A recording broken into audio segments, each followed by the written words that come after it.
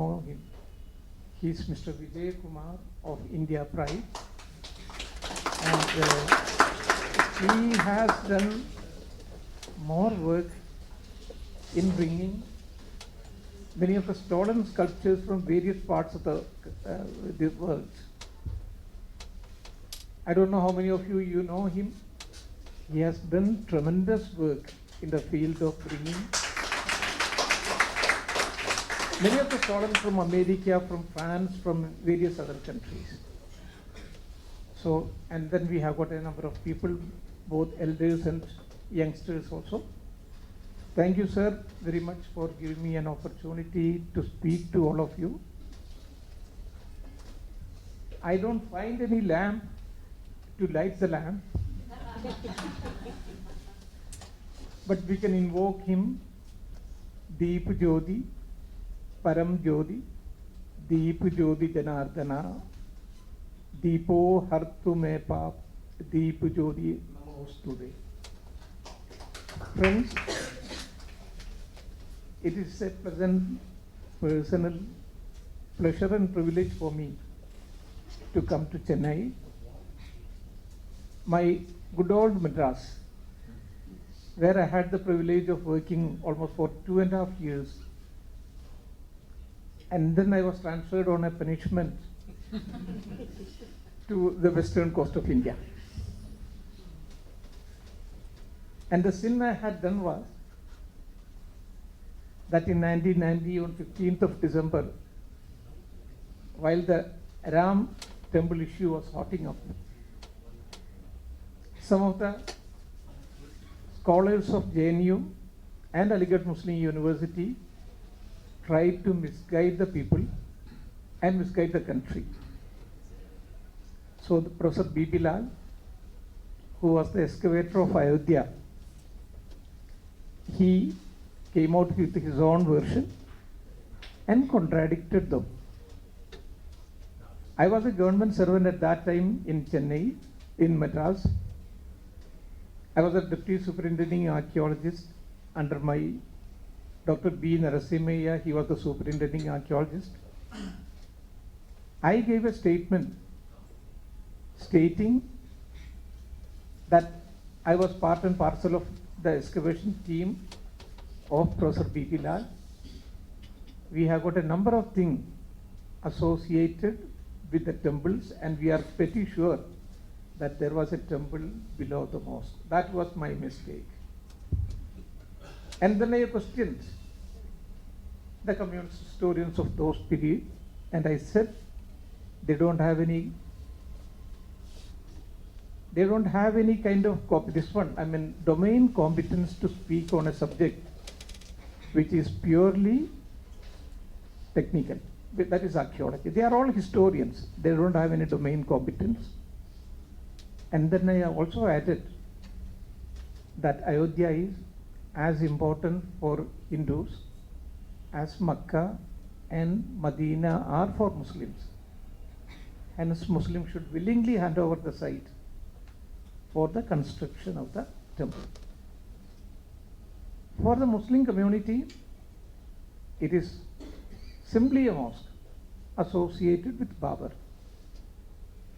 Had it been associated with Prophet Muhammad, the founder of Islam, of course Muslims also would have had a claim on that. The second most important people in Islam are 4 Khalifas or 4 Caliphs: Hazrat Abu Bakr, Hazrat Umar, Hazrat Usman, and Hazrat Ali. If Ayodhya had any kind of association with those people also, Muslims would have had a claim. Or with some kind of awliyas, with some kind of dargahs, they would have had. But for them, it has no association of that kind, and it is simply a mosque, that's all, nothing more than that. So this statement of mine, that was a terrible blow to the entire group of communist historians. Earlier, they used to carry the day. But for the first time, they were questioned and it was a terrible blow for them, and they did not reply at all. So that was a mistake from my side, because I was a government servant. I should not have said so clearly on such a sensitive issue. So the secretary at that time was Mr. R.C. Tripathi. He said, Mr. Muhammad, I am going to suspend you right now. You are a government servant. How did you make such a statement? I told him, sir, I had no bad intention. My purpose was, to put things on the right way. And then I just quoted from Bhagavad Gita, Loga samgrahame vapi sambhashyan kartumarhasi. Whatever you do, do for the betterment of the world. He was now furious, Tripathi. He said, I am a Brahmin from Allahabad. Are you teaching me Sanskrit? Then he said, I am going to suspend you right now at this moment, because my probation period was not over. If your probation period is not over, you could be suspended. No, you could be dismissed from the service even without serving a show cause notice. So I was in a very perilous condition. So he said, I am going to suspend you right now. And by the side of him, there was M.C. Joshi. He was the Director General, and he repeated the same thing. We are going to suspend you right now. So then I said, sir, I had done my duty. And what is the result? I am not bothered. And then recited another verse, So dharme nidanam shreya. I have done my duty. And even death is also, mrityubhi, even death is also most welcome for that. Now he was a completely changed person. He said, Muhammad, what you have said is the right thing. And we should be, but you are a government servant. You should not have spoken like that one. You should have taken the permission for that. So I said, sir, I know that it was a mistake, but if I had not done it, no other person would have been there to support it. So I thought that it was my duty. So he said, yes, you have done the right thing. It should have been spoken by an archaeologist. You are an archaeologist. It should have been spoken by a Muslim archaeologist, and you are a Muslim archaeologist. But there is instruction to me, and there is a lot of pressure upon me that I should take action against you. So this thing was known to Airavadam Mahadevan. He was a very well-known archaeologist and an IAS, great IAS officer also. Unfortunately, Tripathi and other people, they had worked under him. So when he came to know about it, he intervened. And there were some professors, Professor K.V. Raman from Madras University, they all intervened. So my dismissal, that was, for the time being, that was kept in abeyance. And I was transferred from Eastern Coast, that is Madras, to Goa. So that was only this one only with the punishment. And as part of that punishment, I had to go from Madras to Goa. So it is just a digression.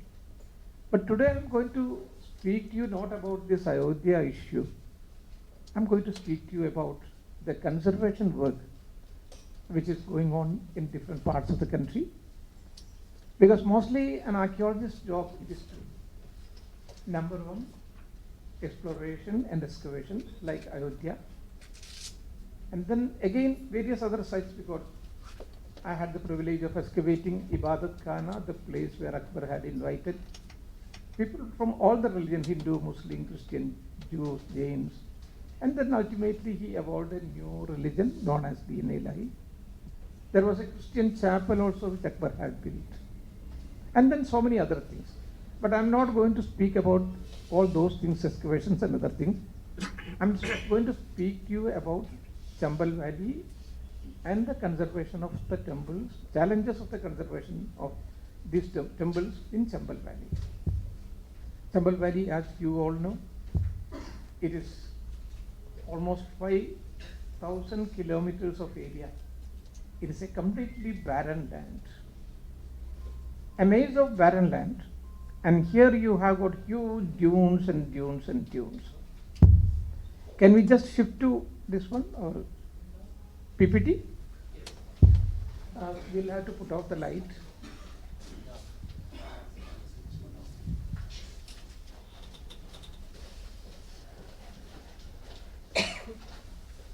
Maybe light.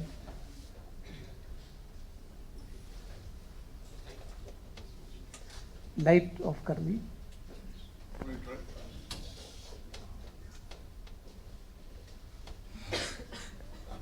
Next please. Next please. Because I'm short, there is an acute shortage of time, so I'm just skipping certain things. This is a typical North Indian temple, unlike our temples, because we have the Dravidian form of God with this one temples. This is a typical North Indian temple, and at the lower part, this is known as Vedibandha. It would be divided into Kura, Kumbha, Kalasha. Then there will be Janga, then there will be Shikara, and then Amalka and Kalasha. This is a typical North Indian temple of 8th, 9th century. Next please. This is the Chambal area. Here you have dunes and dunes and dunes. And in between you have got pathways also. These pathways are known to dacoits. Even if you depute a police force, they would be trapped and they would be killed. So very few people ventured into the area. And there were near about 200 temples at this site. Next please. One of the dacoit was Mansingh, legendary Mansingh. Just look at his record, credited with 1,112 robberies. And killed 185 murders. He killed 185 people, including 32 police persons. That was the kind of a record which he had created, and nobody could beat him. Next, please. This is Mohar Singh. Mohar Singh passed away 2 years back, and before that he wrote a letter to the Honorable Prime Minister that the work which was going on in Chambal Valley, that has now come to a grinding halt, please resume it. And he sent a copy to me also. We were very friendly, so he sent me a copy, but he had surrendered in 1972. And then he joined one political party. When that political party lost the election, he joined the other political party. He was smarter than many of the politicians. So he had near about 200 dacoity cases, but he surrendered in 1972. Next, please. This is Malkan Singh. Malkan Singh is, last time also he fought the election, but he was defeated. But what he used to do is he used to, suppose he wanted to kidnap anybody, he would send a letter to him first in his own letterhead. He used to have a letterhead. So in which there would be, he would be sending a letter, this one, that I would be kidnapping you on such and such date, on such and such time, but provided you don't make this much of amount. So most of the business people, they used to give them amount and save their life. So that is this one, Malkan Singh. Next, please. This is Pan Singh Topar. He was from the military.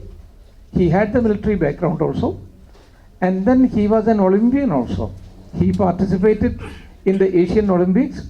But when he came back, he became a dacoit and then started this one. The people accumulated a lot of wealth. And fortunately, because if you want to go to that area, you have to get the express permission of these people. Otherwise, you will not be able to do anything. So I knew the person who had shot him dead. His name was Vijay Raman. Vijay Raman was a very good police officer, very, very important police officer. It was Vijay Raman in an operation which continued 14 hours. It was he who had shot him dead. Vijayaraman was only 32 years at that time, like our Kumar. So he shot him dead, and it was Vijayaraman who had shot dead Ghazi Baba. Who is Ghazi Baba? Ghazi Baba was that Pakistani terrorist who was the mastermind behind the bombing of our Parliament House. So I went to him because his wife was Veena Raman. She was working in the tourism department of Madhya Pradesh. I was posted in Madhya Pradesh. So tourism and Madhya Pradesh, this one, archaeology, they go together. So I approached her. Immediately I got an appointment. And then I told him, sir, this is my problem.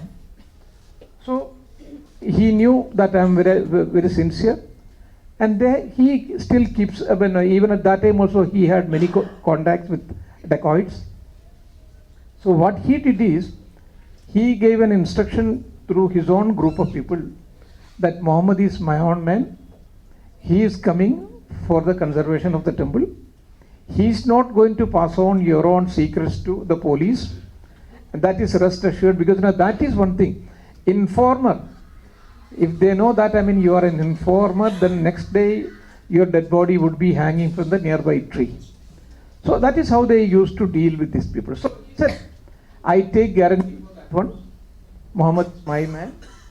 So with all kinds of trepidation and fear, we went to the area. Next, please. Next. This is Vijayaraman when he was a decorated police officer and when he was a student. Next, please. And this is that file photo of this one. This is Pan Singh Tomar. Next, please. Of course, we know Phulan Devi, who became an MP also. On a single day, she had killed 20 persons. Next, please. Next, please. Next, please. So, few years back, I went to him. This is Veena Raman and this is Vijay Raman. And 1 year back, he passed away also, Vijay Raman. They are in Pune. Next, please. Yeah. And next, please. This is when I went to the area. The most important dacoit was Nirbhay Singh Gujjar. That this is Nirbhay Singh Gujjar. And he had a group of people, near about 80 people were there along with him. So I had to go because instruction has been given to him also that Muhammad is my man and he is not going to pass on your own secret to other people. He means only conservation of the monuments and that too the temples. Next, please. Sometimes, there will be fighting with there were 3 groups when I went to the area. One was from Rajasthan, 2 were from MP, and 1 group was from UP. Next, please. Next, please. So, with a lot of trepidation, with a lot of fear, when I went to the area, I saw the temples like this one.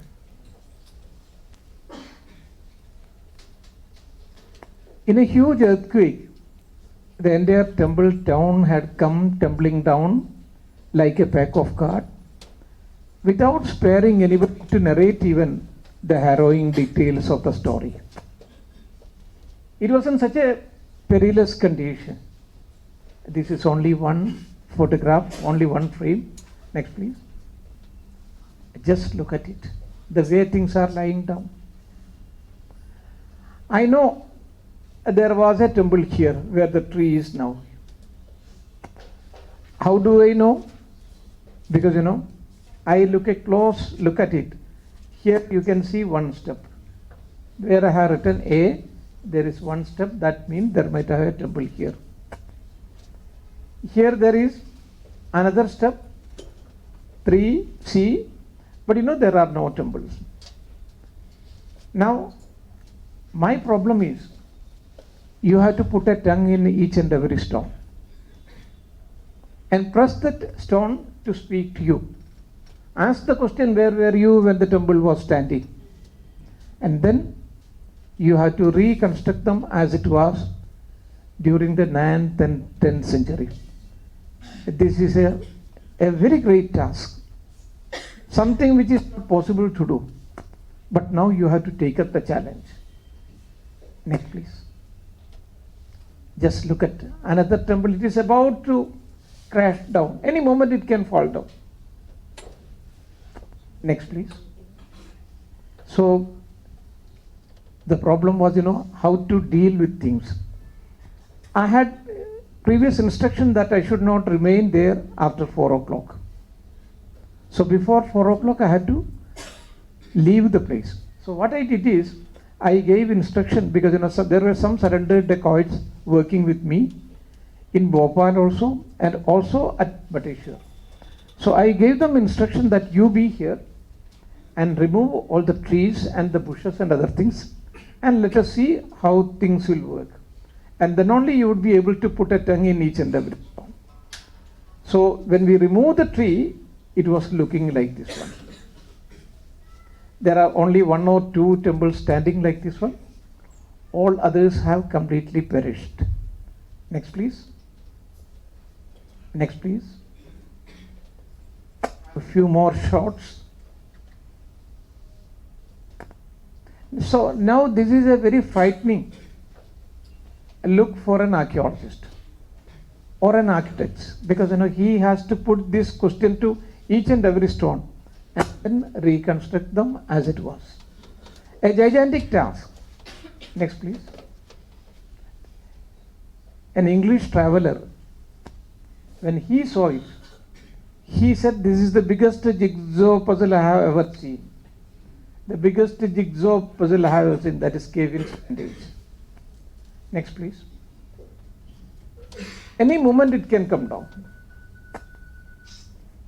It is so fragile that any moment it can come down. Next, please. Next, please. So after this one, we had 2 more rounds with the dacoits.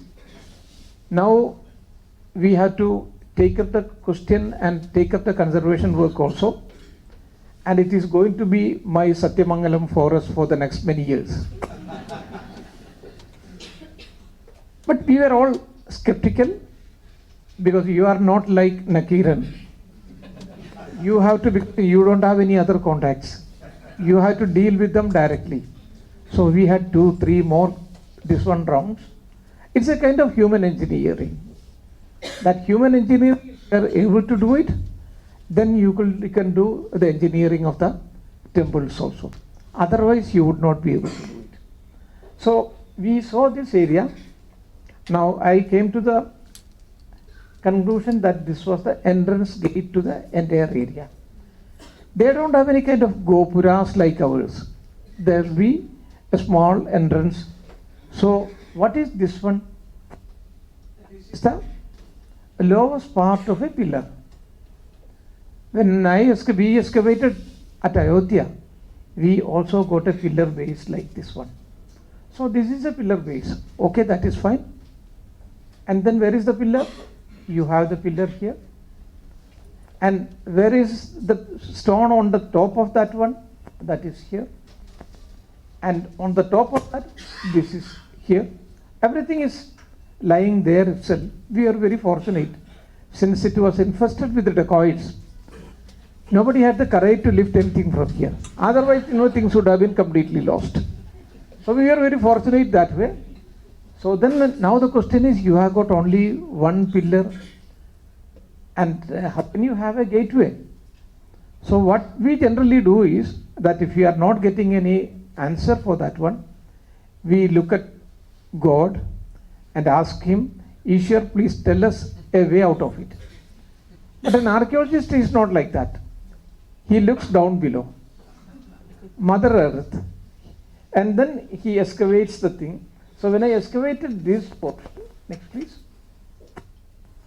So I got the other pillar base here. But you have to have the pillar also. Next please. You have got the pillar also here. And the area is paved. Now what you have to do is, you have to join them together with araldite and also inserting iron rods, steel rods. Not iron rods, steel rods. So that is exactly what I did Next, please. Now one is standing here. So these dacoits, when I had close negotiations with them, they said they wanted to see things, I mean, this area, within 4 months I should complete. And that was an ultimatum. And when they say you have to do it, otherwise you have to pay with your own life. So we were, I mean, throughout, even in the night also, because now we have the protection, we were doing the work. So this is completed. And then, but here you can see the surgical mark. We don't erase it. Here also you can see the surgical mark. We don't erase it. Because when a guide goes to that place, he should be able to tell the story, because this one, archaeological place, it has got a history of its own from this long back, and also there is a history of conservation. So in order to narrate the history of conservation, we leave this surgical mark so that they can explain it. Next, please. And now both these pillars have come up. And this one mission is not over.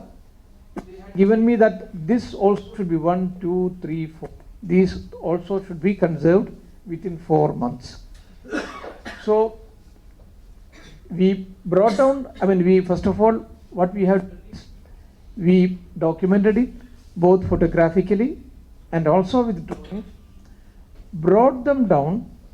Strong foundation was given so that for the next 3,000, 4,000 years nothing should happen to it. So that way we took up the conservation work also. Now before 4 months you have to do.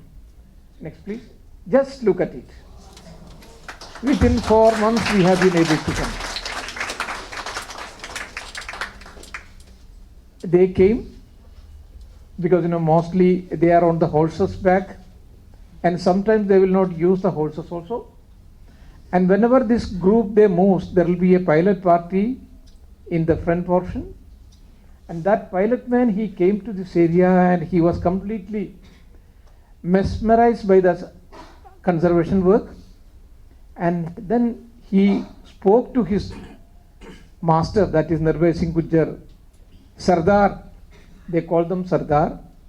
ये कमाल का काम किया है. These people have created wonders. ये कमाल का काम किया है. These people have created wonders. He came, that is Nirbhay Singh Gujjar came.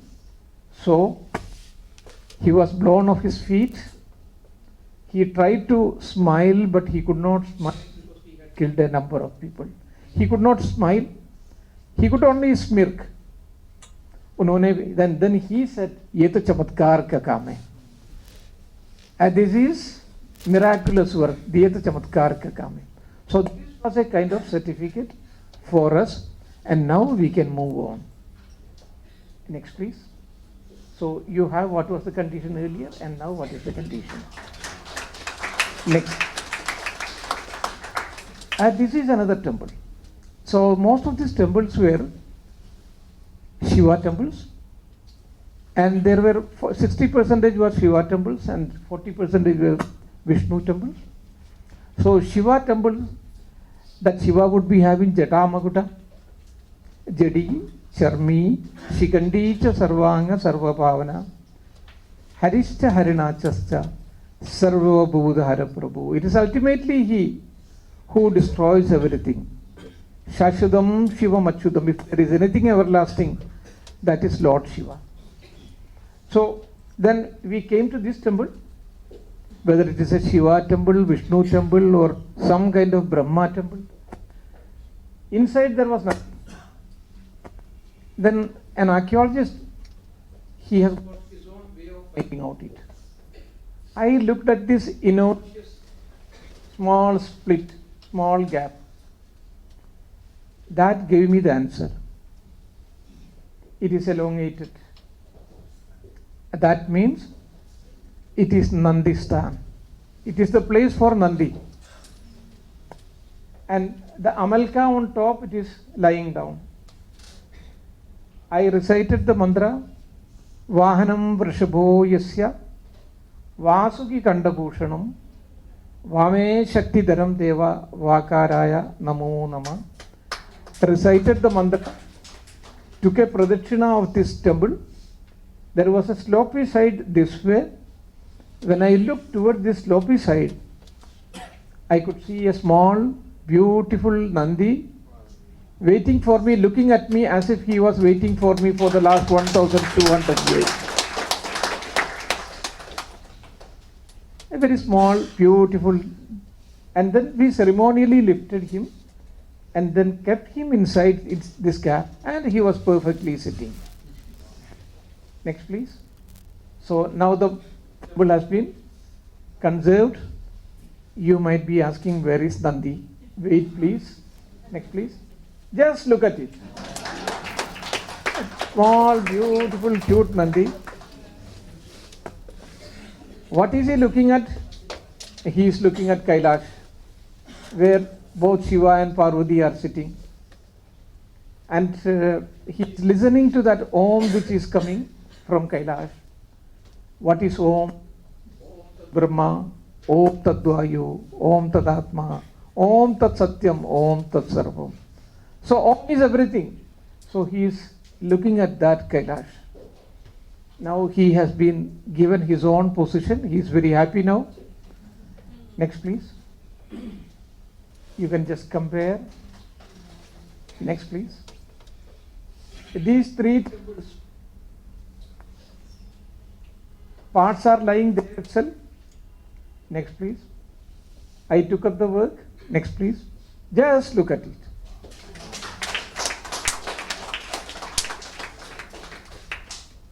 A thing of perfect beauty, absolute finish.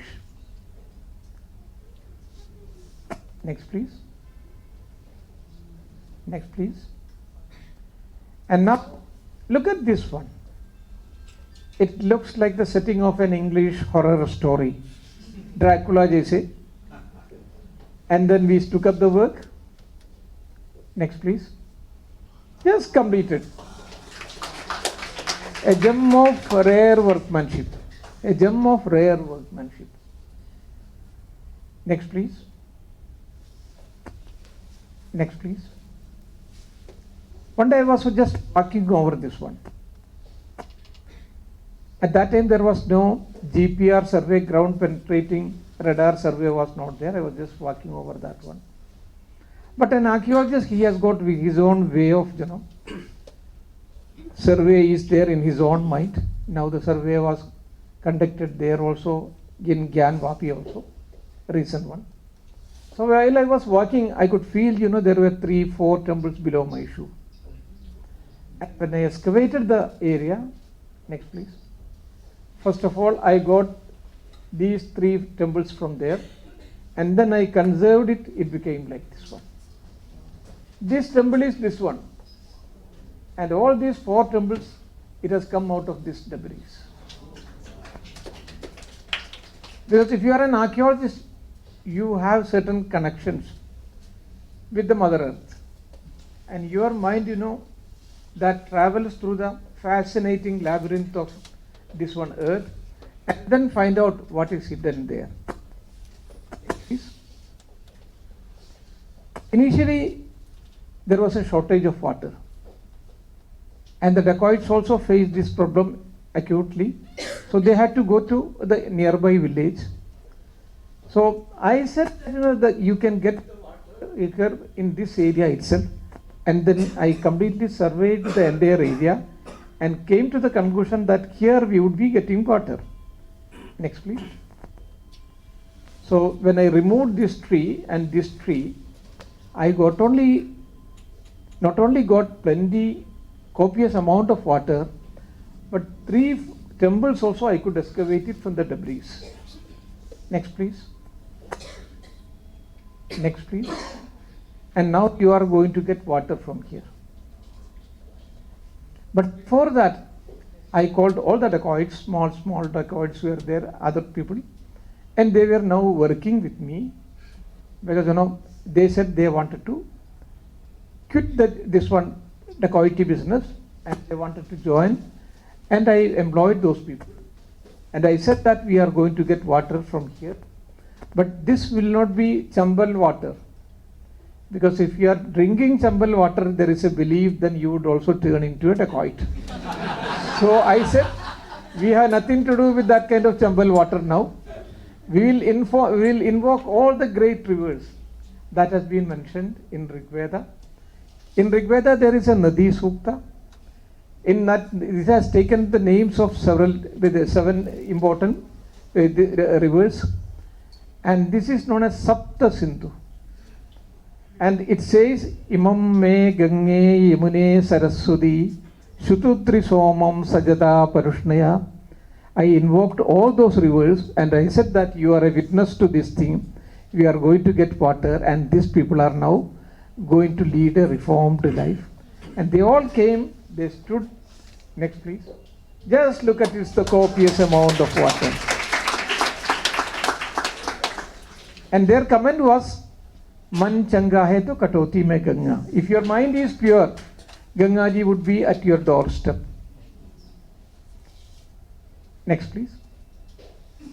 So you have the entire journey. Next, please. And now, here this tree, you can see it only in Angkor Wat, a photograph like this one. This tree has completely eaten away the whole temple. Now, as per Agamas, you cannot cut down a tree. But if you want to rescue the temple, you cut down. But even for that also, there are certain rules and regulations. You have to stick to that one. And first of all, you have to go. You have to pay namaste. Namaste vriksho kshamandu. Vidivat sambagrahihedam. First of all, adore them, respect them. Kshamandu, seek his pardon, the tree's pardon. And then say that I am doing as per the prescription. And then, not only from the tree, you have to take the permission. You have to take the permission from those birds who are sitting over this one. And tell them, kindly migrate from this tree to some other habitable tree. Not any tree, to some other habitable tree. Anyartha vasam parikalpayandu. Kindly migrate from this tree to some other habitable tree. And also from the insects, you have to take the permission. There will be many insects, so I took the permission of all these things. And when I cut down the tree, the entire temple itself fell down. And then we reconstructed the entire thing. Next, please. There are many trees like this one who had eaten away the temples. See, its roots are going through the ribs of the temple. Next. Now I started reconstructing it. Next, please. It has come up to this level. All these are dacoits now. Reformed dacoits. Don't call them dacoits now. Reformed dacoits. Next, please. It has come up to this level. Now we are going to finish it. Next, please. Just look at it. Fresh, clean, unspoiled by time and tide. It looks like a jewel casket.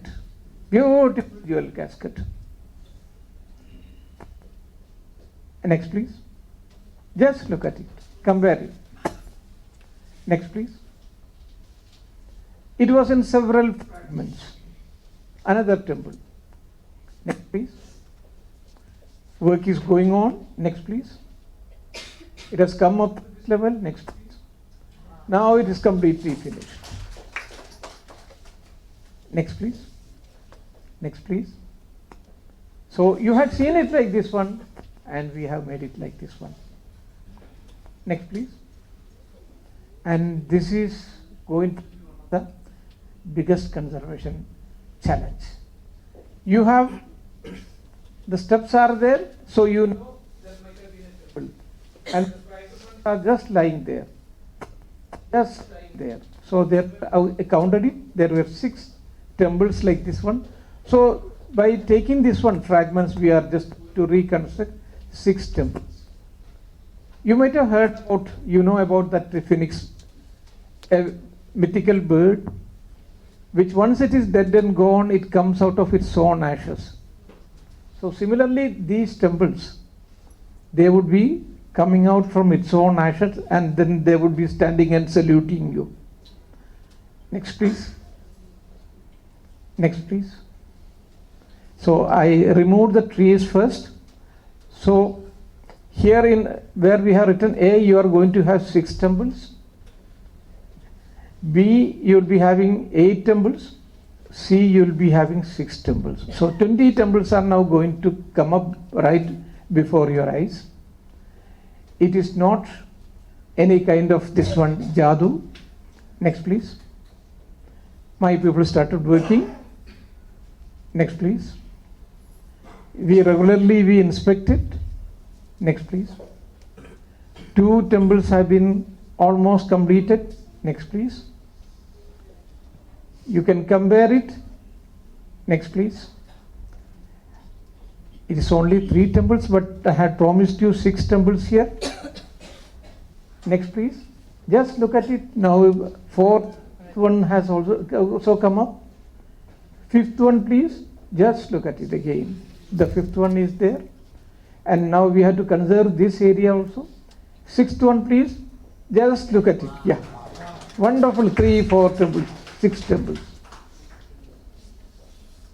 Look at its elevation, symmetry, balance, and harmony.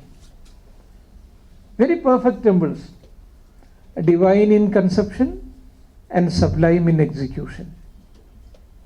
Each stone that has gone into the creation of this temple, that is aesthetically very beautiful.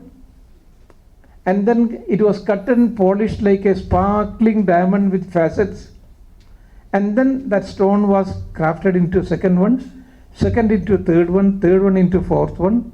And then it has been brought into a very brilliant culmination to make it an enchanting musical note.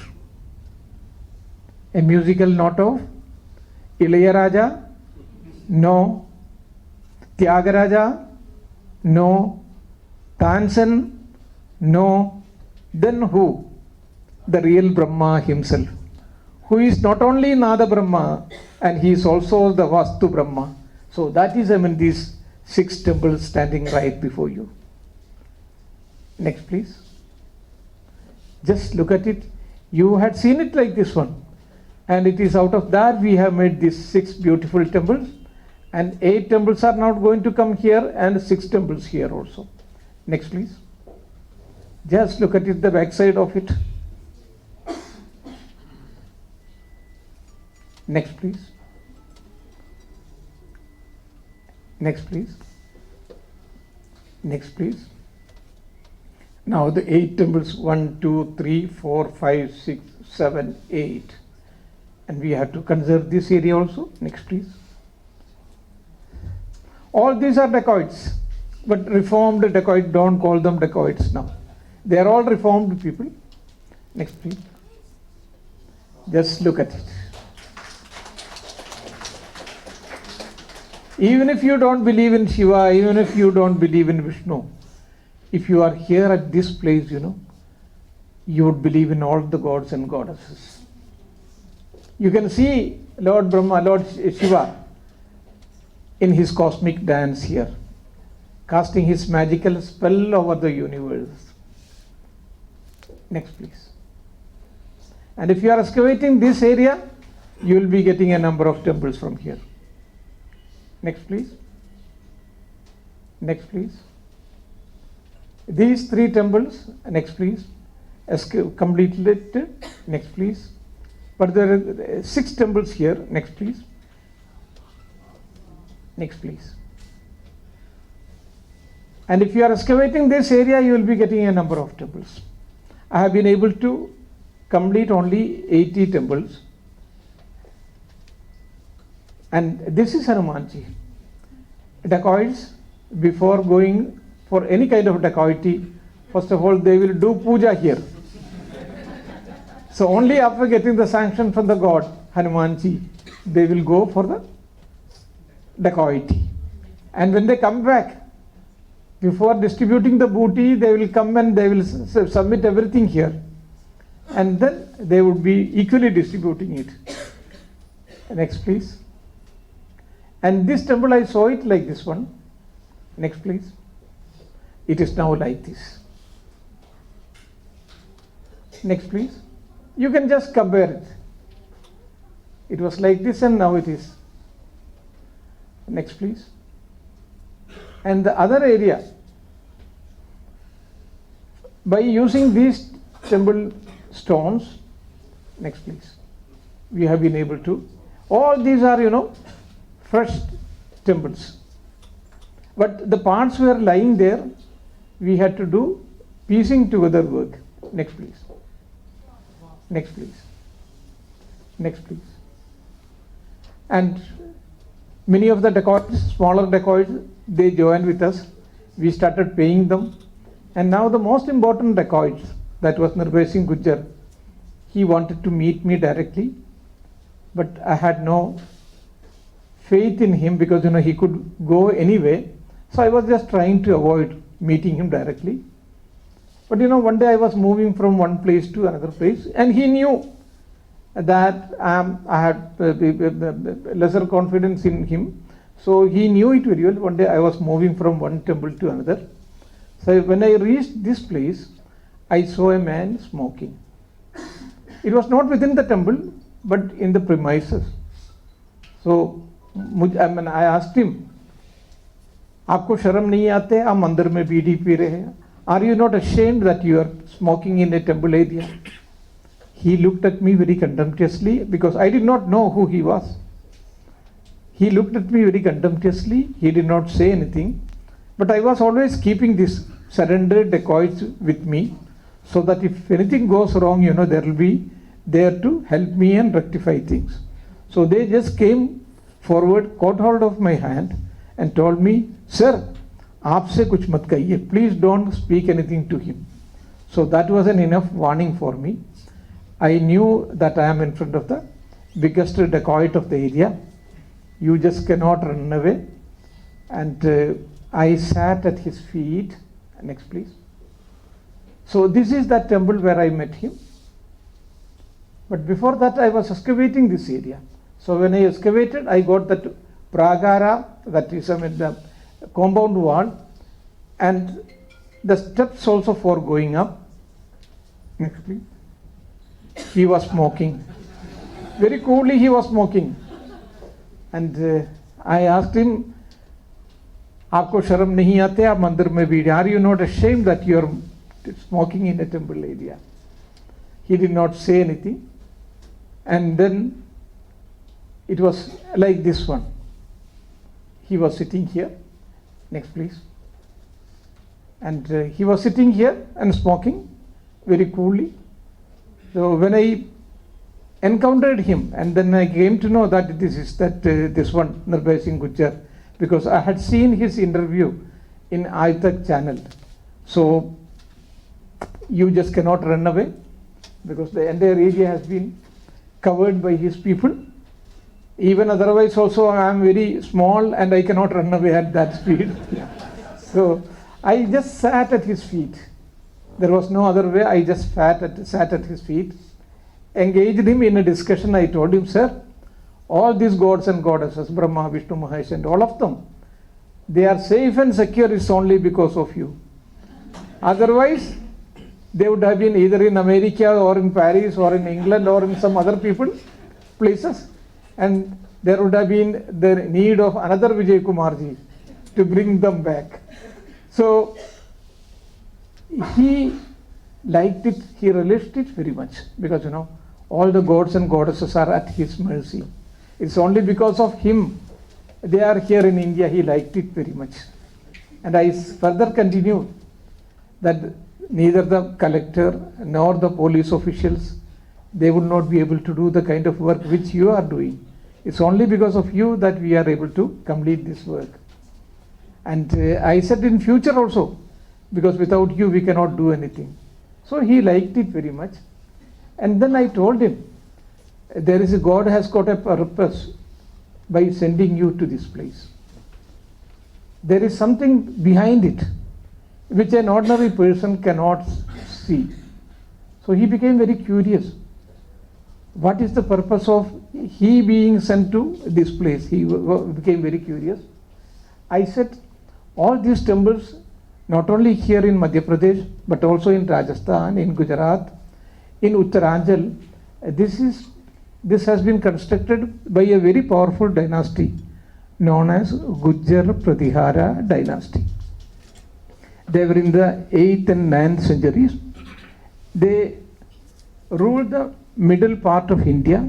It is known as Gujjar Pratihara dynasty. And your name is Nirbhay Singh Gujjar. That means you belongs to that illustrious line of kings who once ruled. And it is because of that, for the protection of this one, God has sent you to this place. And if you were not here, neither the Brahma, nor Vishnu, nor Shiva would have been here. And he liked this very much, and he was blown over his feet. Blown over his feet. And these people, they do a lot of puja for Hanumanji, and also Devi, because Kali, they do a lot of puja. So I just recited some mantras from Devi Mahatmyam.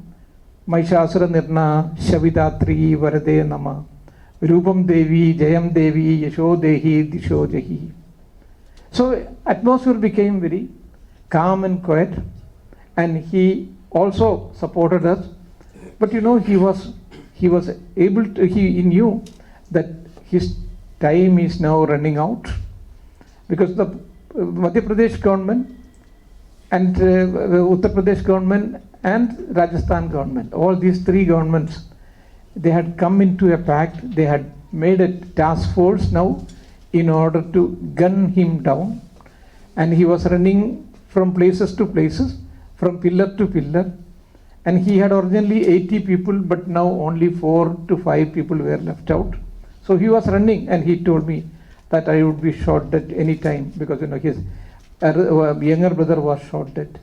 Only another younger brother was, Pappu Gujjar, was remaining, otherwise many of these people were shot dead. And I said, whether you are alive or not, I would be naming this temple after you. So he liked it very much, and then he said, the work should be completed at the earliest. I said that we'll try for that one. Next, please. So now, because I can bring many people from various places, I brought them, gave them full security, and they started working. Next, please. So now all these have been replaced. These have been replaced. Next, please. And now we have to have a new pillar here. Next, please. The pillar is there. Now you have to give the ceiling stones. Next, please. That has already been given. Next, please. And the huge boundary wall. Next, please. It's a huge temple now. Next, please. And now all the gods and goddesses are happy with K.K. Muhammed. They may be angry with Muhammad Ghazni, Muhammad Ghori, all those people who had destroyed our temples, but they are happy with K.K. Muhammed. And even if the temples are broken, parts are broken, we don't throw it away. We join them together. Earlier, Shiva was very angry because his house was not at all in proper condition, but now we have put it in proper order, so he is ready to marry also. Next, please. You can see Kalyana Sundara Murti of Lord Shiva. Mostly such murtis are found in our southern area. In northern India, they are very few, and now Lord Shiva is ready to marry. He is very happy. His house is now in order, and if he marries, then he has to have children also. Egatandam Chaturbahu, Gajavaktram Mahodaram, Siddhi Buddhi Samayuktam Moshigarudam Evaja. If there is any god who has got both Siddhi and Buddhi, that is Lord Ganesha. And Ganesha is in a very happy mood, dancing mood, because the temples are in very good condition. He wanted to show it to his wife also, Shakti Ganesha. All this, we have recovered from the site. Now it is in Gwalior Museum. Next, please.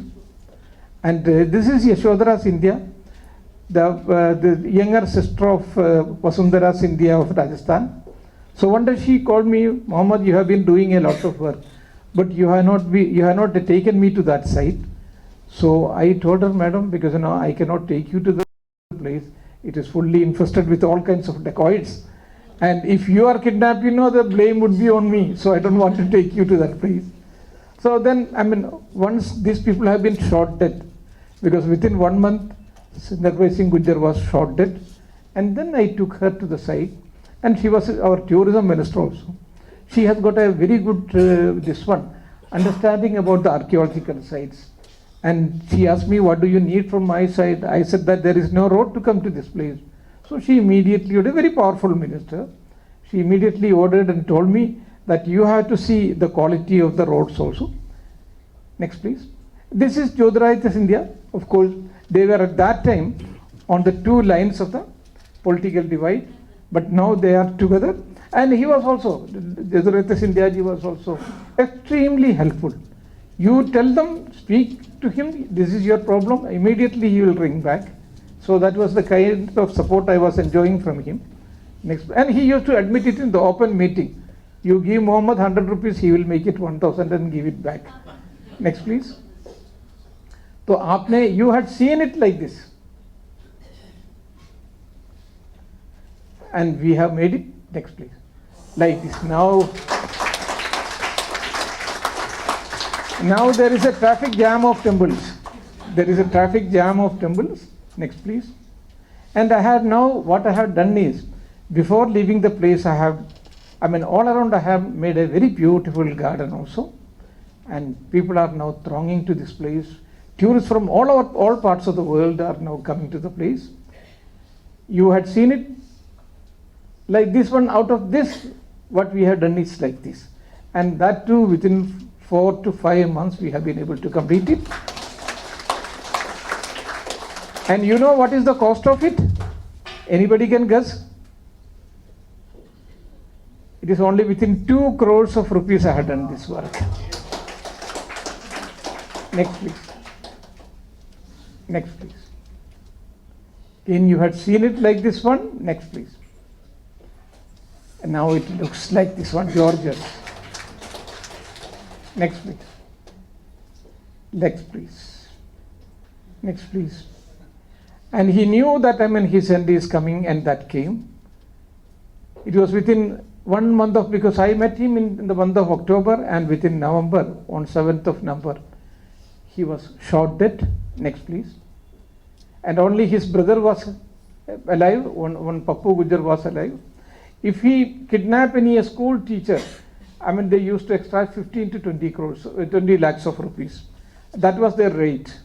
And if you are a government officer or top, this officer, it would run into many crores of rupees. Next, please.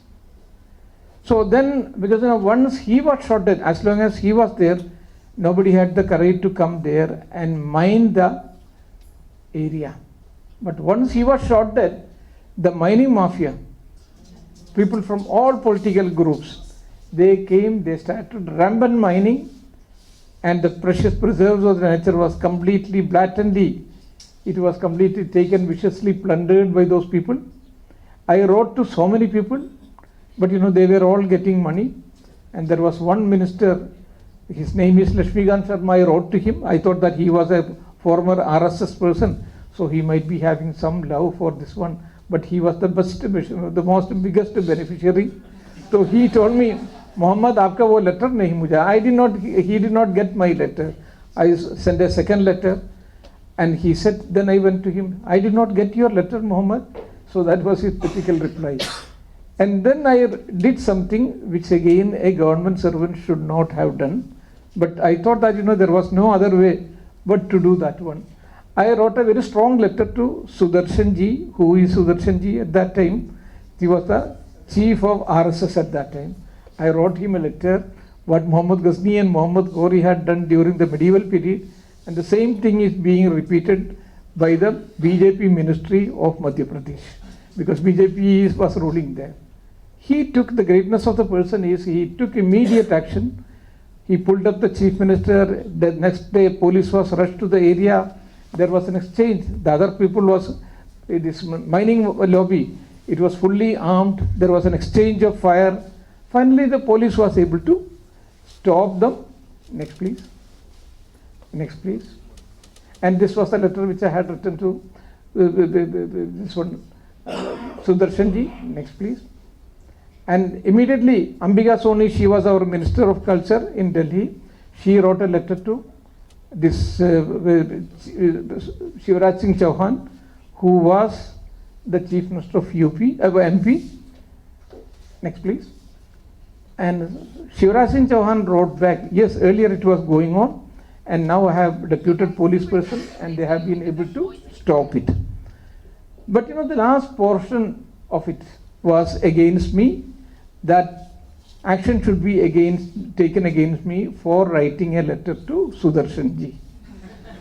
So a chief minister is writing against a government servant to the departmental minister that is in Delhi. Of course, action should be against him as per the protocol. And my complaint was to Lord Shiva, not to this minister or that minister, because I had gone to that area where people refused to go, and then reconstructed the abode of Lord Shiva. And is it the reward which you are going to give me? My suspension again? But Lord Shiva had his own way of dealing with these things. There were many press people who had gone to Ambika Soni and said that he has done an outstanding work which nobody has done so far, and are you going to suspend him? So she said, no. I mean, it has been, of course, forwarded by the chief minister, but I have my own discretion and I am not going to take any kind of action against him. So otherwise, for me, only the thing that was left to me was only to recite Mahamrityunjaya mantra. Without that, you just cannot do anything. Next please. Next please. Next please. And all the newspapers were with me. All the newspapers, all the channels were with me. Next please. Dacoits help preserve Marina Temple. Next please. Temple says CM means Chief Minister tell Ambika Soni, but Muhammad may face heat. Next please. Now, because it has become a very important place, a number of people, these are the IAS and IPS officers who were posted there but afraid of going there. But now they are visiting in the year 2016, and they said excellent, Chandar, excellent. Next please. And now a number of students are going, they are doing their own work. Next please. Groups of students. Next please. Bateshwar Mandir ko, this is the former dacoits are also visiting the place. This is this one who used to use that letter pad for kidnapping people. The same person. And he is very happy, because you can use all these kinds of people in order to increase your tourism. Next please. And this is a Holland Mahila hockey team. They are coming, they have seen it, I mean, they were very beautiful. I am highly impressed by these people, by the site. Next please. And this is the group that had won that hockey Olympics in 2012. Next please. Restored glory, it is from our own Subramaniam in front line. He was very kind. Malve mein Mandiru ka khajana. Next please. ASI turns to RSS, gets help. Next please. Illegal miners fire at collector and SP. They were so powerful, they fired at the collector and SP. I was very fortunate that I could save myself, because I had a lot of connection with the surrendered dacoits, and they knew what kind of contribution I had done for the site. So if anything had happened to me, they would have wiped out not only the person who had killed me, but then their family itself. So that way I was saved. But not collectors and the SPs were not so fortunate, and they killed a young IPS officer under the illegally under the truck of under the tire of a truck. They very, very mercilessly they killed him. Next please. Sudarshan ji की पहल पर शासन जागा, खदानें बंद, बटेश्वर के मंदिर बचाए. Next please. मोहम्मद ने क्यों लिखा सुदर्शन को खत? Why did I write a letter to Sudarshan ji? And CM ने उठाया ASI अधीक्षक पर सवाल. CM has started asking questions about the way of working of Muhammad. Next, please.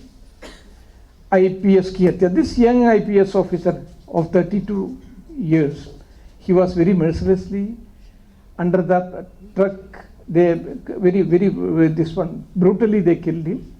बेदम बंदूक बेखौफ माफिया सिर्फ एक ही साल में हो चुके 50 से ज़्यादा. Within 1 year there were more than 50 attacks of this kind. So killing me was not at all a big problem, but it was only because of the saviors were there.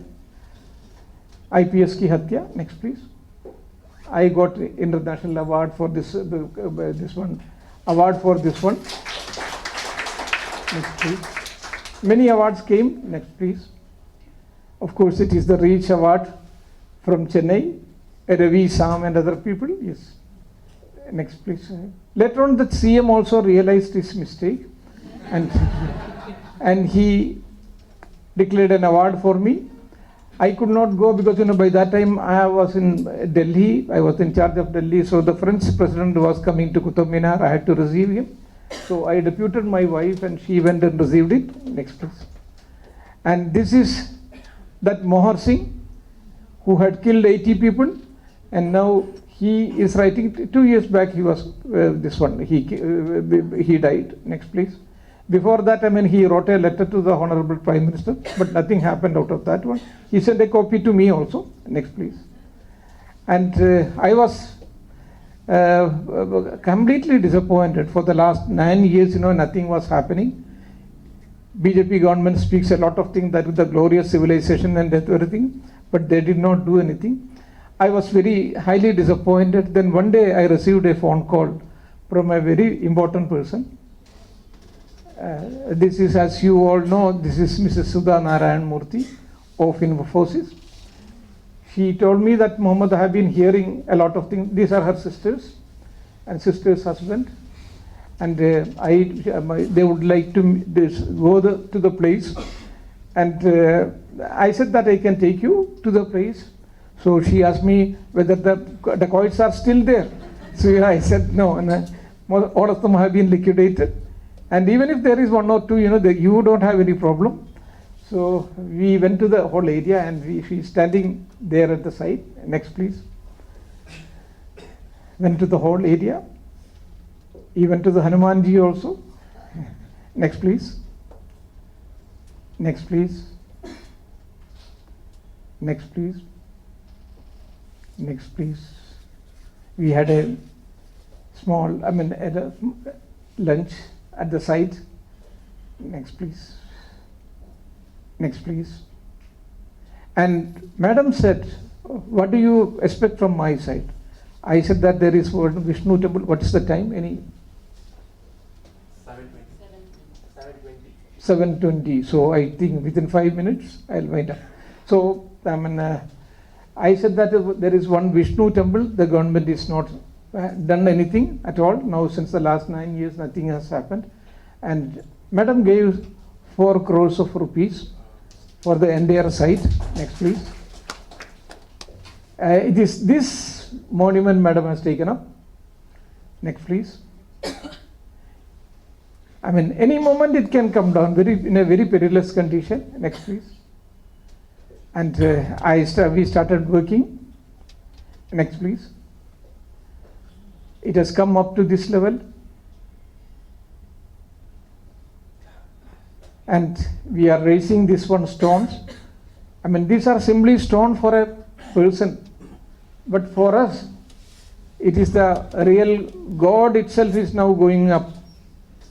Oh, there is in the Shavadaram, I think, Kallai Mattum Kandal, Kadavul, Kadayade. So it is like that one, now things are going up. Next, please. It has come up to this level. Next, please. It has come up to the top level. Next, please. Now just look at it. A beautiful temple. It is now completed with the amount which Madam had provided. That is Sudha Narayan Murthy Madam had provided. And we have completed this work with half of the estimated amount. The estimated amount was 3 crores and 80 lakhs, but we have completed within 1 crore 60 lakhs of rupees. And then I said the rest of the money would be utilizing for reconstructing 10 temples all around it. So that is the kind of work we have been doing. Next, please. This is slum school, which, because there are a number of students here, you would be in a very good position, but you have to see there are a number of people who are not in a position, because many of the students, many of the people, they don't have their they are not able to lead a very good life. So we have to see the condition of those people, and whatever you can do it for the society. While I was working in Delhi, because it was for Commonwealth, a number of laborers were working with me, and they were coming along with their children. And these children, they don't have an opportunity to go to the school. They would be for 2 months at one place and 3 months for another place. So I started, myself and my wife, we started having this one slum schools at all the places. Not bigger schools, but there will be a tent, there will be a teacher, and we will be teaching them and give them uniform. That is what I used to do. So just look at it and just provide them few facilities, for playing and other things. They would be very happy. Provide them food and sweets also. They would be very good students. Next, please. This is in Tughlakabad, Adilabad. My wife, distributing kambal. At that time, the cost of kambal was, kambal means, this one, 200 rupees, but I used to get it for 100 rupees. There are many people to help me. Next, please. And now there was a demand from those people, children are learning, we also wanted to learn. Yeah, so I provided them, this one, just look at it. Only 1-year-old boy. Next, please. Many people were there to help me. Next, please. And this is a foreigner, she wanted to help. Next, please. I said that you give it with your own hand. Next, please. Next, please. And I got an award, Citizen Journalist Award, and this award was given to me by a very tall person. Next, please. And another person who was taller than him wanted to meet these children. Next, please. And that was this person. American President Obama. He wanted to meet these children. And both of them were very tall. And I am only 5.2. Next, please. And they had a lot of questions about Indian Upanishads and other things. And they were the happiest people when they met the children. Next, please. See how the American president is sitting. Next, please. And look at this boy, he is Mr. Vishal. It was he who had received American president. Welcome, Mrs. and Mr. Obama. Obama was very much impressed by him. And it was in 2010, but in 2015 again he came. So I got a phone call. By that time I had retired from the Archaeological Survey of India in 2012. So I got a phone call from American Embassy that American president is looking for Vishal. I had forgotten the name of, because how can you remember the names of all the boys? Because I had forgotten the name. I said, I don't know who is Vishal. Then embassy told me that there was a student who had received him. And then I located his wife, father. And then in 2015, he met the president, because we had just given just a push to this boy, and now he was a student in St. Columbus in Delhi. Just look at it, how we can help the community. Sarve bhavantu sukhinam, sarve santu niramya, sarve bhadrani paschandu makas. Next, please. And then I invited him for one of my lectures there and gave him financial help and support again. Next, please. Why did American president did not forget his earlier past? He had such an earlier past with his mother, but he did not forget it. Next, please. So it is there are so many things like this one, and this is what we have to do is, number one, the conservation of the temples, and there are various temples. So when I was offered by a small gift as financial help, I said I don't need this one, but it can be given for some of the temples of this area. So whatever help is possible, let us give it to our temples also, and also to the lesser fortunate brothers, because in our area there are a number of people who are not having an opportunity to go to school. Children are there, let us help and help them so that, the God will pay you back, God will help you back. So thank you all. Thank you for giving a very patient hearing. Thank you very much.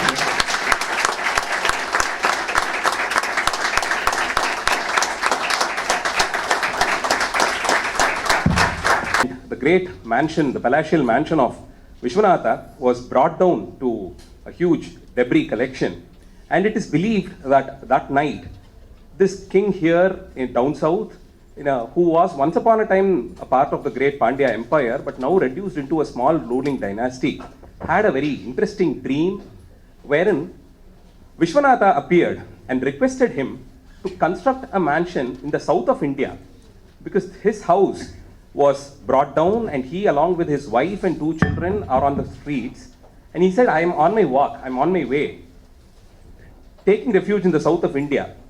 Get me a house built there at your place. And so did Parakrama Pandya, commissioned constructing not just a temple but an entire city to host probably the greatest of all guests he would ever get in his lifetime, which was none but Vishwanatha from Kashi. And that was how was born Tenkasi as a town that we all know. So I'm only reminded of Parakrama Pandya. Probably Shiva had his own ideas. Maybe he came in one of the dreams of K.K Muhammed sir here and asked him to come over to Chambal Valley, where it was probably the largest jigsaw, as it was called by one of the travelers, to set it back. Having been a part of several excavations and conservation projects with the Archaeological Survey of India and State Archaeology Department, I would say this is much more than a case study for anybody trying to learn about archaeology. Because archaeology has both these components, excavation and conservation. Excavation is it has its own nitty-gritties, but conservation is quite challenging because each project is an individual case study. You don't have much of precedences for any project that you get. So each of it has got to be approached as a new project. So I think that should have also happened, and probably in his deep sleep he would have forgotten it, of Vishwanatha, like Vishwanatha, the Maheshwara of Bhateshwar should have commanded him to come over to Chambal Valley because he's the only one who would have ventured into it. Second, I'm reminded of Daku Ratnakar, Valmiki Maharishi, who was a Daku initially, and how Narada's conversation, Narada's meetup with him made him into compile Ramayana, to write Ramayana. And Narada Maharishi could do it to one Daku, and we have K.K Muhammed sir here, who had done it to a dozen of them or 2 dozens of them probably. And making a person of that statistical records of so many murders and robberies to just sit at his feet and tell him and cajole him, convince him to believe that you belong to that dynasty which once upon a time commissioned these temples and got them all built. Yeah, and that bringing him so close to those monuments which he would have visited 100 times before that, without that emotion, has managed to come up with probably one of the largest conservation projects getting done successfully. So I see in you a Narada Maharishi for having converted so many dacoits into the caretakers of such a huge settlement. And I'm curious with a couple of questions. So to begin with, to get sandwiched between state mechanism on one side, you serving in government instituted body and the government, the administration on one side, and dacoits on the other end, getting sandwiched between these two institutions, probably if I can say, which are at the ends. How was it to strike a balance? Because they are tangentially opposite. One is in search of the other. So to get trapped in between and to work with it. For that, you have to have certain human engineering techniques. Human engineering techniques, because earlier I had the same kind of problem in Jagdalpur also, that is in Chhattisgarh area. In Chhattisgarh, we had a lot of Naxal groups were there. But I had one advantage, that is I am a Muslim. And once a Muslim takes interest in a Hindu temple, and then they also think about it, isn't it our duty to conserve and reconstruct the temple? So if you are able to play upon that psychological aspect of it, then you can change many of these people. And then I have been taking a lot of interest not only in the dacoits and other things, but also in the children also, children of the lesser, this one fortunate people. So that way you can do a lot of work once they are convinced, because initially you will have a lot of resistance. The question was, why should a Muslim should come and reconstruct the temple? That was the first question. And secondly, that too a person whose name is Muhammad, because they are reminded of Muhammad Ghazni and Muhammad Kohri. And once they are convinced that you are very much interested in all these things and you are passionately attached, not only interested, passionately attached with the work, and then you will be getting the kind of support which a Brahmin should not get, an Iyer and a Iyengar would not get. That kind of support you will be getting it. Yeah. It is just playing on the psychology of the people, and they will do anything for you. And the collector was not getting the support, but the dacoits were ready to, wipe out the entire family for me. So if that support was not there, I would not have been able to do anything at all. It is just to have that kind of human engineering so that you can do a lot of work. I see in you much more than an archaeologist. To talk about human engineering and understanding the needs of probably who would have otherwise taken your life, to strike a balance with them in the best way possible to get something like this done is much more than an archaeologist's job. In fact, there is a lot more to learn apart from conservation from the way you've taken up this project. Thank you for that. One more aspect of the Bateshwar group of monuments, you were telling about 9th or 10th century when they were probably constructed. Any clue as to when did it fall down, the seismic? This one, there was in 13th century because it was not on the trade route. Had it been in the trade route, there would have been a chance for the Muslim army coming and destroying it. It was not on the main trade route. But in 12th century, there was a huge earthquake was there. That has been recorded in the case of Qutub Minar. So we have that reference once there. And then it was during Firoz Shah Tughlaq. He had reconstructed it at the Qutub Minar. So I had compared with, architecturally also, and also with the help of the literary, evidences also, I had compared it with those people. This should be hardly 40-50 kilometers from Delhi. So no, it is 200 kilometers, but the belt is the same thing. Right. The earthquake belt is the same thing. The seismic zone. Yeah, the same zone, earthquake zone. Great. Another question, maybe not just restricted to Bateshwar, is on, I'm sure many in the audience would be wanting to hear about it, the Ayodhya verdict in which your role was quite prominent. So there is this discussion going on about how the Honorable Court had just said that it is probably a Hindu structure and not a Hindu temple, wherever the masjid was built. Yeah. So how do they see a difference in that? See, they had their own limitations. But from the archaeologist's point of view, it was a temple, because when I went inside the temple area first, I could see that the mosque was standing on temple pillars, and on the lower part of it, Purna Kalasha was there. Purna Kalasha is one of the Ashtamangala Chinnas, 8 auspicious symbols in Hinduism. Purnamada, Purnamidam, Purnartha, Purnamudachyate. So that we could see it very prominently, and that was there in the 12th century temples of other places also. For example, just by the side of Qutub Minar, there is a mosque known as Quwwatul Islam Masjid. And 27 temples have been destroyed for that one. There is an Arabic inscription also on that one. So that was the first evidence. And then there were certain Hindu sculptures were there at 2 places, which of course was defaced. So that was the second evidence. And then there were some other important things. When we excavated the western part and the southern part, the pillar basis on which the pillars were standing, that was excavated. And then a number of idols of gods and goddesses, and it was terracotta idols of gods and goddesses, ladies, because none of these things are respected from a mosque area. You can never respect a human figure from this one, whether even if it is male.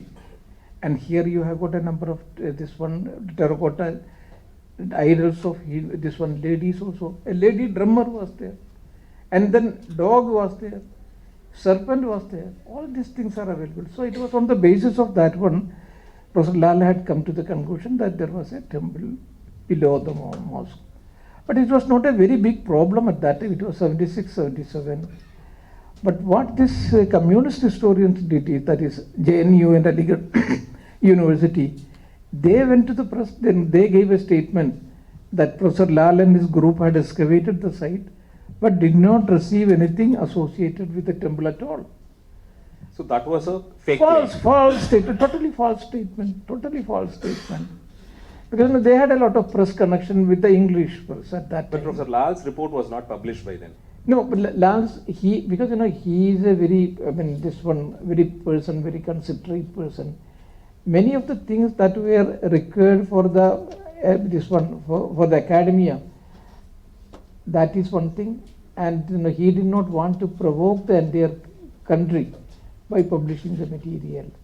So that was kept only for the academic people, but they took a due advantage out of it.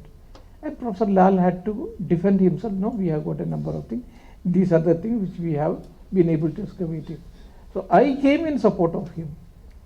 And that was, of course, a very dangerous step at that time. But I don't know how did I get enough strength from Lord Vishnu or Lord Shiva, Somehow I made the statement. I don't know how you get the strength for so many other things you did. Everywhere else. There was also a parallel claim that it is probably an Indian temple belonging to different school of faith systems like a Jain temple or a Buddhist. No, because that is because they came out. That is again the communist historians. They wanted to twist. None of them are archaeologists. They were all historians. None of them are. They don't have any domain competence to speak on a subject. There was no report claiming it to be belonging to Jain or Buddhist faith. No. Because Jains are there. There are 5 Jain Tirthankaras were from Ayodhya, but that is not from Janamsthan. Janamsthan is a different thing, and that is from Greater Ayodhya. And similarly, because the temple gargoyle was excavated from there. Okay. That temple gargoyle means, every temple you have to have a divine waiting, you have to give every day. And then that the Abhishek Jala will go through that one. That would be always towards north. And that is because wherever the river is taking a turn towards north, that is Uttaravahini is known as. So Gangotri, Yamunotri, Haridwar, Lakshman Jula, Prayag, everything. So that was excavated. So you cannot expect such a thing from a Buddhist temple, that is from a stupa. A stupa would be a solid structure, but this was a hollow structure. A hollow means a circular temple. So their claim is, no, it was a Buddhist stupa, but Buddhist stupa can never be a hollow one, because they don't know the basic difference between this one solid thing and the other thing. That was the difference. That was the problem with those people. Great. So in lines to it, I think we had the ASI report of Nyanvapi also brought out yesterday. Any comments on that? Yeah. No, because I am of the opinion that these 3 places, that is one is already over, and Mathura, and again Gyanvapi, because these are as important for Hindus as Makkah and Muslims are Muslims. And if Makkah and Medina were in the hands of some other community, what would have happened to this one? I have gone to all these places because all these places were under me at different periods of time. With this one, Gyanvapi also, and Gyanvapi means the whole area. Not I'm talking, that is not a protected monument. And there is a book known as Mahasire Alangiri. That is the reminiscences of Alangir. Alangir means Aurangzeb. When he had, and it was written by Saki Mustaid Khan. When he had destroyed this temple, there is a reference about all these things. And you can go and see the whole thing there itself, Nandi is just looking at the temple, at the so-called mosque. And I have gone along with a number of Hindus. And I know what kind of feeling that Hindus would be having. It is an excruciating pain, from which they are suffering. Like a worm, if you are putting on the hook of a fish hook, how they would wriggle out, The soul of a Hindu wriggle out like that one. So it is that kind of this one. So these 3 places, should be given by Muslim community. And the Hindus, they should also be very cautious. And they should stop the other group of people also from making a claim for this one more than that was 3,000 or 5,000. That should not happen. Then it would be only a civil war.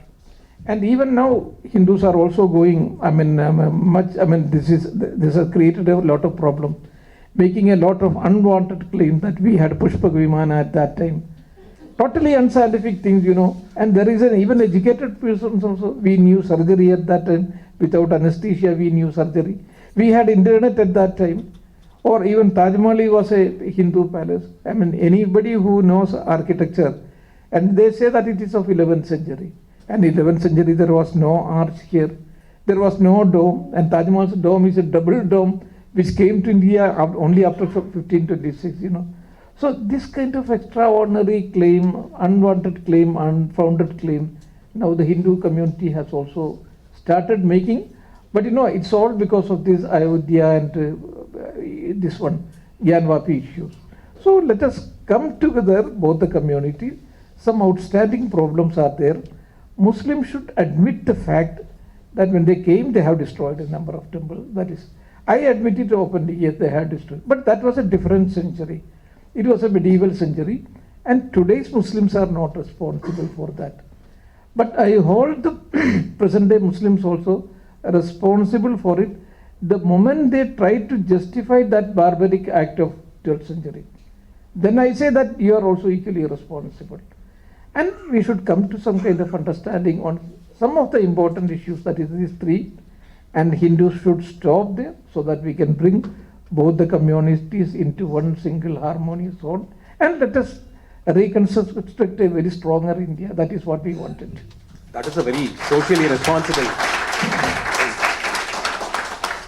a very, very responsible way of handling it. And I think you out of all should be the person to talk about the responsibilities that both the communities as stakeholders should take in this. And my last question from my side is on the conservation norms followed by the Archaeological Survey of India. I believe it was last updated sometime around the colonial times. Yes. And not much had happened after yes, it. Yes, yes. Though there are a lot of fake claims about traditional knowledge system which involves, Pushpaka Vimana, this, that and all. Coming from that domain, I think I can comment on the fact that we did have some textual works, scriptures on conservation of our own temples, which is more region specific, material specific, style specific, which is still valid because we still follow the same system. The material palette, spatial planning is all the same. So can there be some kind of a notion from the public or people who are responsible enough to request that these norms are upgraded at least now after almost a century now? And can we please get away with those manicured lawns around a temple like Rajarajeshwaram, the big temple, instead of Korean grass, occupying our temples and croton plants coming up there? Can native landscape exactly. Yes. So how do we take this up? How do you look at this? We'll have to speak to, because there is a additional conservation, director of additional conservation, Dr. Janvi Sharma is there. It should be taken up with those people. I mean, now bringing those Korean, this ones and other things, that is atrocious. And we should go for the native, this one, because lawn is very essential in order to keep up the dust. It should not go and it should not create a problem for the monument. So that way you can compromise with the lawns. Although it is a British invention, we can compromise with that one. But not that Mexican grass, not that Korean grass, not the other thing. There we have to stop it. So we'll have to find out via media. We'll have to take up these questions, with Archaeological Survey of India. And Archaeological Survey of India, I often say that since the last 9 years, during the BJP period, SI has gone down like anything. I mean, we expected a lot from these people that they will do it, but they did not do anything at all for the real conservation, although they are the biggest beneficiaries from Archaeological Survey of India. I sincerely request you to probably take a step on this front also to try and see if the conservation can be decentralized from Delhi to more regionally responsible methodologies that can be adapted, because you have huge fan following, if I can say so, and there's a lot of media support, and somebody's voice like yours would probably take it from. Thank you. Thanks a lot. Can we take questions from audience? Surely. I think in the interest of time, we can take about 3 questions. Lady out here, please. Yeah.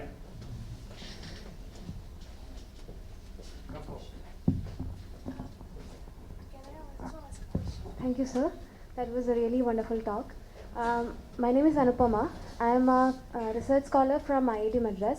My domain is civil engineering, but I am working on the masonry structures along the coastal area, like studying about the material properties. So coming from that background, I have one question. Was there any conscious effort of new material selection or something when this conservation work was going on, or older materials which were from on-site were only used for the reconstruction? Why that question is because when some pictures were shown, I felt some of the stones are pretty new without carvings, whereas the Yes, some of them were Yeah. Take the next question. Please, please come. Can you pass the mic, please? I have one more question. Like, I think you should give us please. Please limit your question. Then you can separately ask me. yeah, sure. So one thing is, because we take up, suppose something is missing, then we introduce there a plain one, a plain stone, which would not be having the carving, so that the next generation of people, when they come to the site, they can really understand that this was not the original stone. This is a new introduction. So that kind of arrangement we make it, taking up the conservation work. That is how we deal with the situation. And the rest of the question you can ask me personally. Yeah, please. When we take any of the centralized bodies of governmental and non-governmental institutions, you will mostly find this leftist intelligentsia dominating the Yes. entire organization setup. Yeah. When I read most of the sketches of ASI in the initial ages, I don't find much of those kind of intelligentsia affecting ASI's functionalities. Yeah. Why ASI has been spared from the left intelligentsia's impacts, do you think? ASI, because since it is a government organization, they are not coming out so openly like the leftist historians. Leftist historians, most of them are working in the universities. So there, they have got that freedom of expression is more in the universities and colleges. And by using that one, they were dominating the whole scene. And there were very few people like me who were, sometimes, replying to those people. But it was not because, we had that freedom. Sometimes, we used to encroach upon. People like me, we used to encroach upon, and this one, forcefully we did it. So we'll have to go for a kind of methodology in which, the government people, they should also come out. And the second thing is, we sometimes go overboard. Overboard means, with this kind of unscientific things, like Pushpa Vimana or surgery and other things, then those people will get an opportunity to mock us, and that is what is happening. We had the real scientific achievements of Varahamira and various other people. These are the real achievement in the scientific field made by the ancient India. But now even that is also being doubted because of this kind of unscientific claims made by this one. A person even went to the extent of saying that we had internet at that time. So what will happen? What will happen? And now he is a very important political figure also. You just cannot say. And even the Science Congress also has come under cloud now. So all these things, we should not go overboard. Be scientific, and at the same time create a group of people who would be speaking for the country, for the interest of the country, but not for the superstitious interest of the country.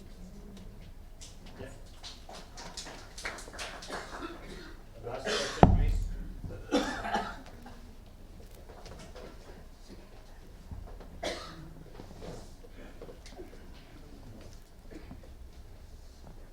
Thank you. I'm very glad to attend this talk, sir. I'm really happy to meet you in person and see the talk. Thank you very much, sir. And I am just a normal person. I don't have any background in history or archaeology. I come from a family of people who have been studying Sthapatya Kala. I see. Areva, very good. Wow. So my family for generations we have been studying Sthapatya Kala, Agama Shastram from Shaiva Vaikhanasa Agama. I see, So yeah. that is my background. So when Yes, I'm seeing this temple restoration, you mentioned Agama Shastram and Yeah. you mentioned those mantras. and Yeah. I'm very happy to listen that. Thank my you. question is that what is the role of these people who have traditional knowledge of Agama Shastram? Yeah. When you are doing temple restoration, Yes. I know you are having a team of archaeologists Yes, and yes, definitely you would be having knowledge Yeah. of these things. Yeah. But is there any role of traditional people who have been trained in these Agama Shastra, like Yeah. North Indian Nagara architecture, Yes, yes. South Indian Dravida architecture, Yeah. like that? There are traditional scholars who have been trained in these things. Yeah. Do we have any role in helping with temple restoration?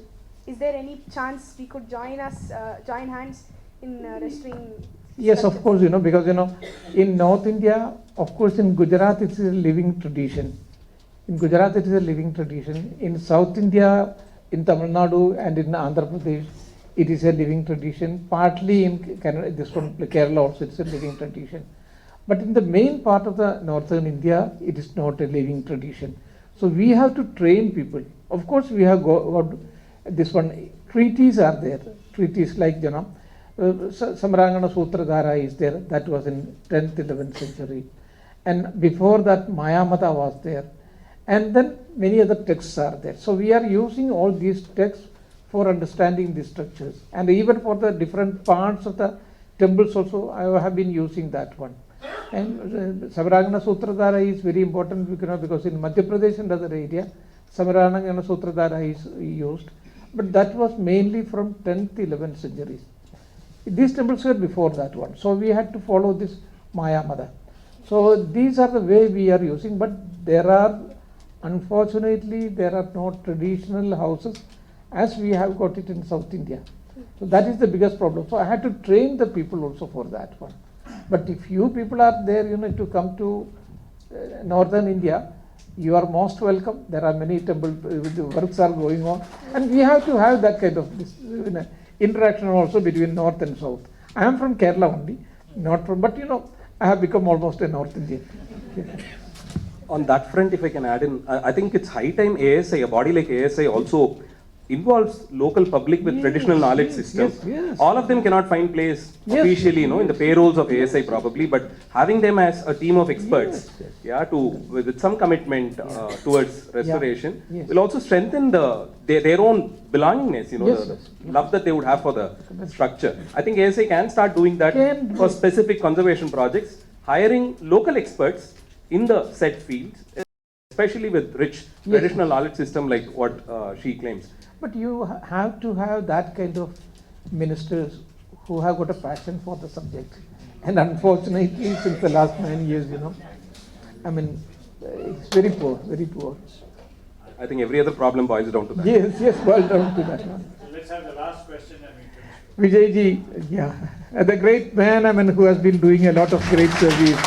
And we should give a special. It's like a fanboy moment. I've kind of rewatched your presentation, and every time it's like watching Yes. Rajini started again. I never want to miss a chance. My question to you, sir, is that all of us who've been working with the system, and you more having Yes. been in the system, Yes. I don't know how you managed to stay so long inside the system. Yes. But what is your advice? Because a lot of us get frustrated Yes. for breaking our heads. I'm totally frustrated now. Now. Is there, like what Madhu asked, Yeah. I really saw what Infosys had done. Yeah. You think that is the way forward? Because Archaeological Survey of India today, we know the director is not even coming from the system, he is coming from parallel. So they don't have, as you said, any clue of what archaeology is. You think there is need for management to be separate from excavation to conservation? That's Yeah. number one.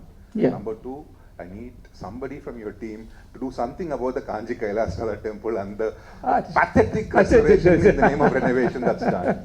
And I know on the want of time, I'm only wondering how Vicky Kaushal is going to play you in the next biopic.